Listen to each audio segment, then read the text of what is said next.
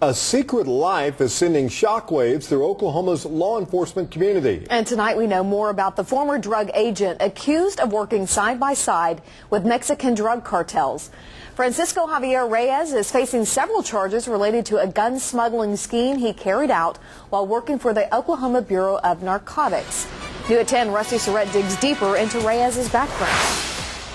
And at this hour, Reyes is out on bond, and he is being watched very closely by federal authorities here at his downtown Oklahoma City apartment complex. Meanwhile, those who know this man on a personal level say it is still very hard for them to believe that this guy, a guy like this, is now on the other side of the law.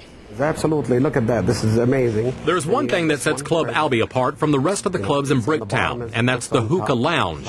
And it's here club owner DJ Saad says he often talks with Francisco Javier Reyes. Usually him and his friend, usually they come in here, they just sit down and smoke a hookah and just quiet and very nice, very polite people.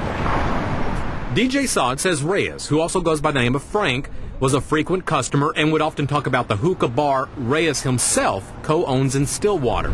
But what Reyes didn't talk about was his work as a drug agent for the state and his secret life, investigators say, as a gun smuggler for the Mexican drug cartel. After watching the news story, I still don't believe it. I'm in shock. And that's the same reaction from everyone else we've talked with who knows Reyes. They say the former OSU student was good at his job, especially the work he did for the past 3 years at the Oklahoma Bureau of Narcotics.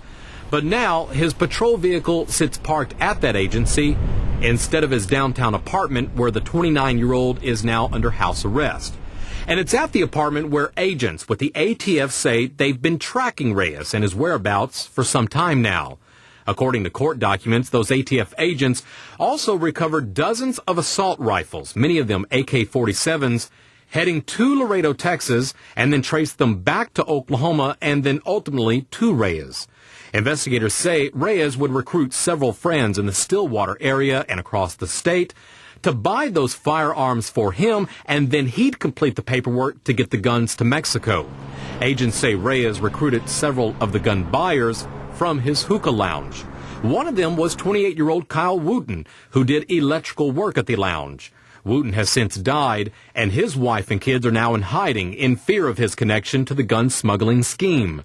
The ME's office says autopsy results for Wooten to determine his exact cause of death are still pending. And we did reach Reyes by phone earlier this evening, but he declined to comment. And tonight he is facing 3 counts of federal firearm violations. Each one of those counts comes with a 5 to 10-year prison sentence. Guys? All right, Rusty. And Reyes is scheduled to be back in court in 3 weeks.